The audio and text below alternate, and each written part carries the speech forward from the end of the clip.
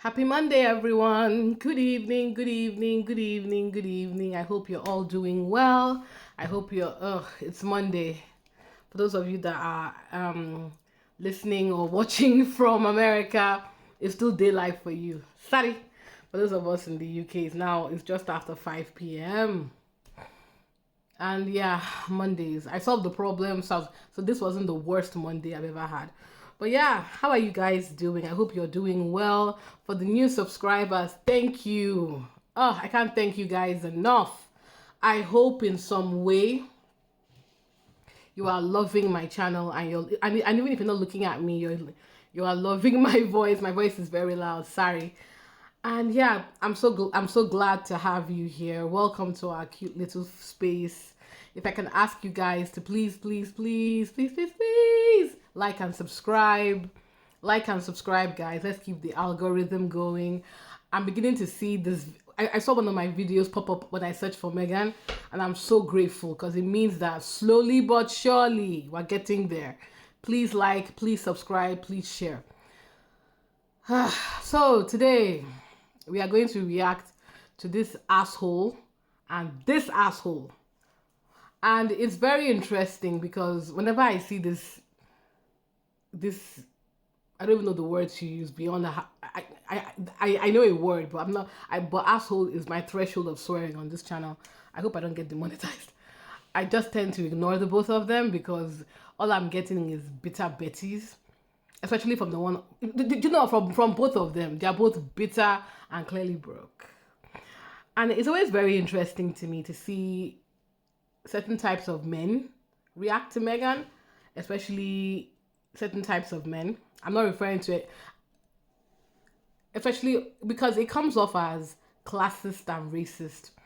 It's like, how dare this brown woman who we've graced with an opportunity to take one of our country's most treasured offerings, an unearned title.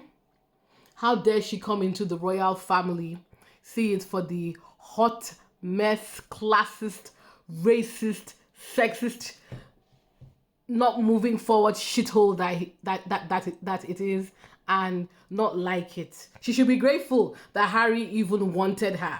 She's an American, she's an actress, she's older, she's a divorcee, she's half black. She should be thankful.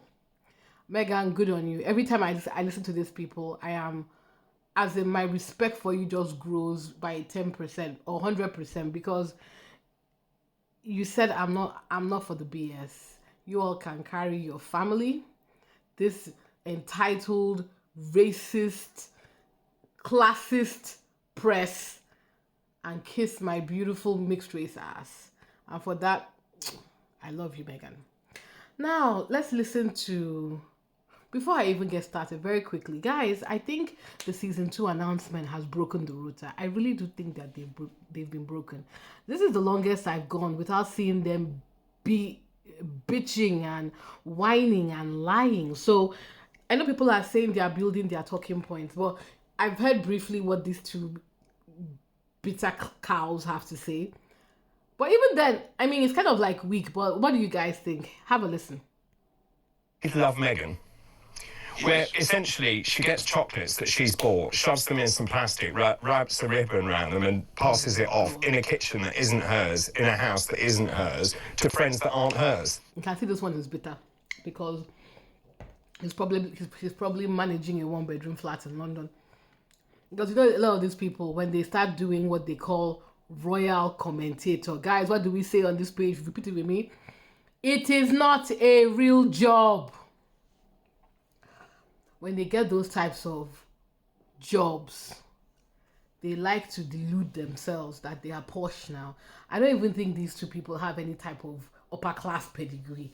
I think what happened here is a bunch of people came. I told you can take oration classes, gave themselves a clipped accent, and somehow many of them are failed models, actors, hanger-ons who somehow hustled themselves into a job, and the lowest, as in hitting below the ground basement hanging fruit was to be a royal commentator. And of course they would, and because these people are shameless and will literally work for £1 anywhere, they ended up on an online channel. Talk TV likes to pretend it's some sort of broadcasting network. No, you're not. You're basically, this is a YouTube channel, by the way. They've just given themselves nice background and graphics.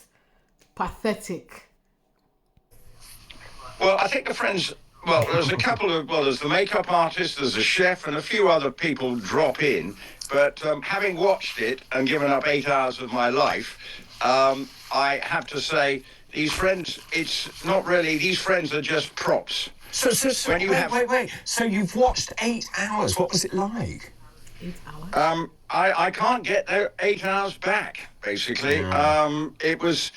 I don't believe he watched it. For once, I actually don't believe this fool watched it. Do you know why?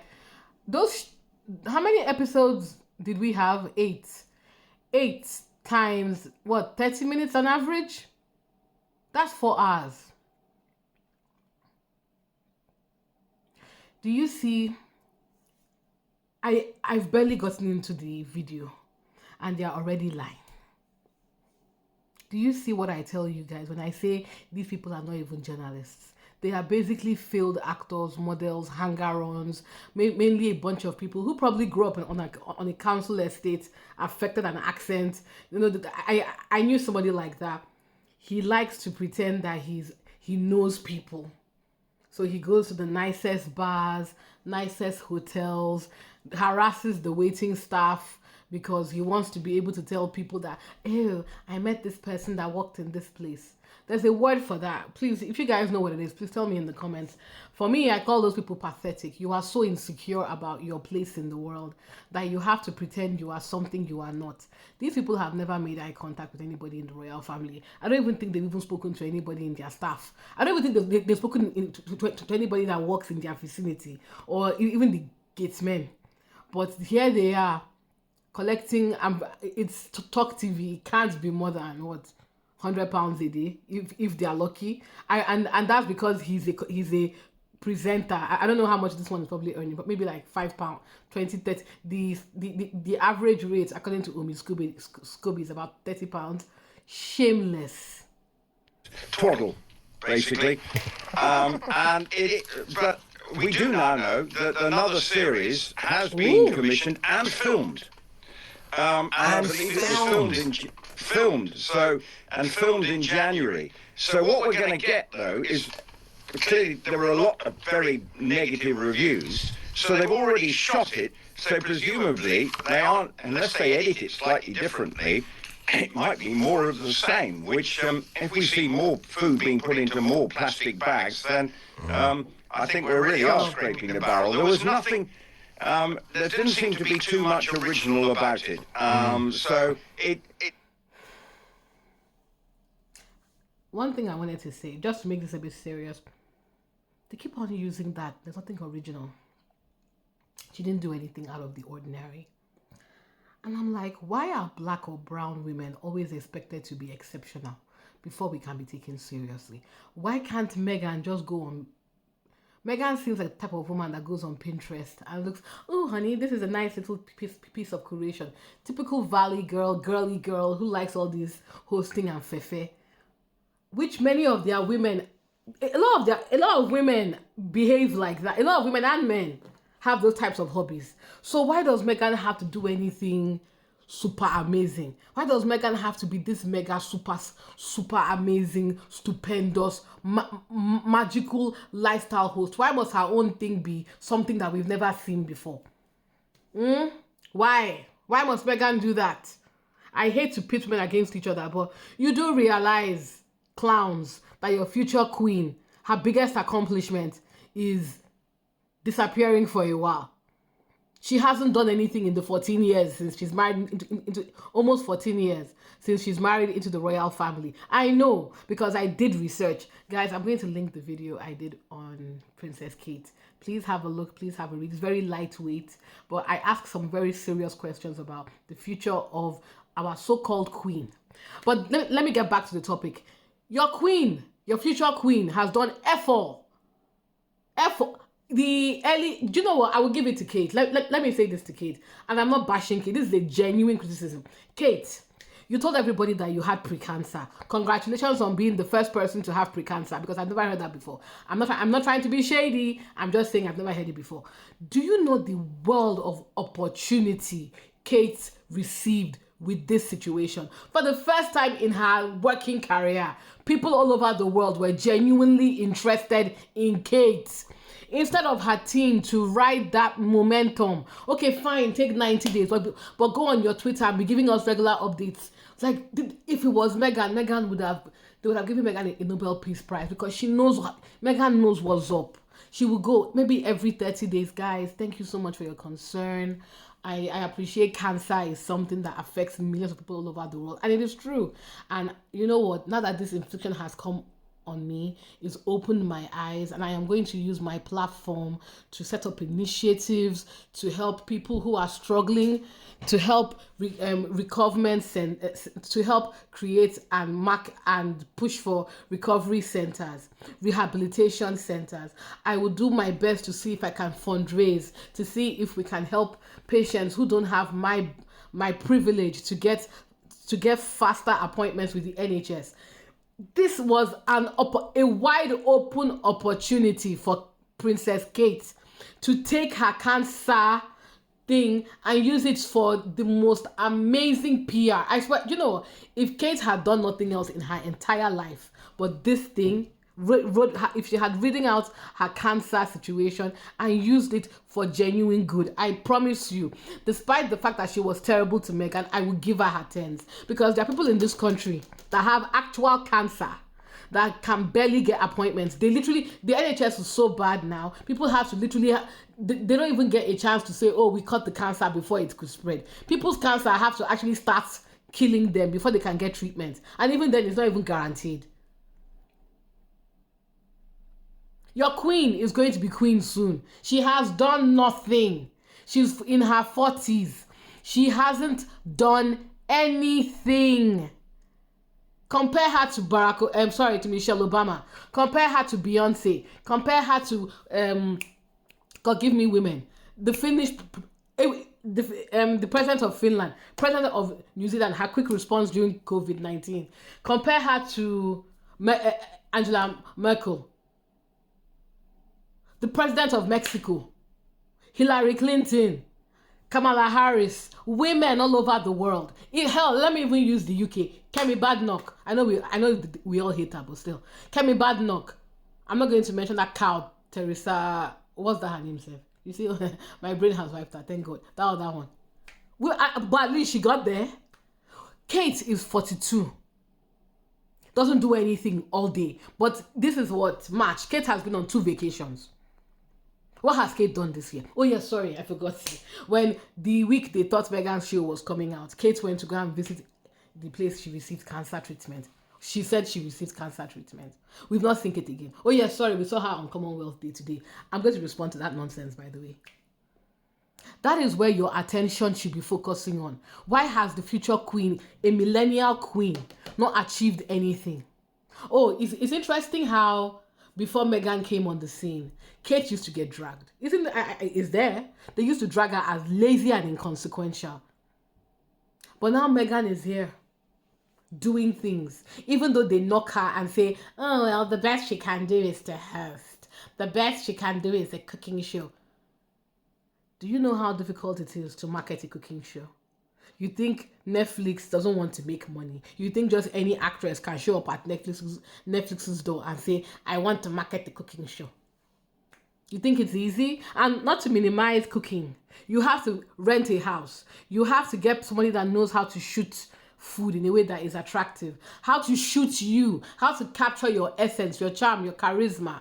That is money. You have to write a script. You have to walk through that script. You have to figure out in 8 episodes or now 16 episodes what you want to talk about.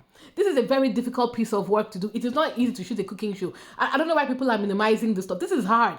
Unlike other things that are very difficult, that are very easy to, like, reality love shows. To me, those are not that difficult. Just get a bunch of attractive people and get them to pretend to like each other or not like each other. People love that interplay between the characters.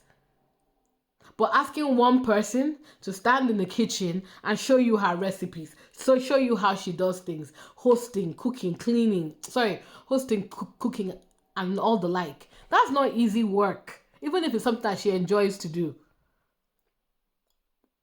But they want to minimize it because, of course, it is Meghan. If it was Kate that did this thing, oh my God, this is what we're talking about. This is Kate, oh my God, the kids love Kate. Kate is showing that she's doing things differently. What's that thing that they're always saying? They're always trying to remind us that they're doing things differently. These are the modern royals. This is a lifestyle show. Kate is very modern.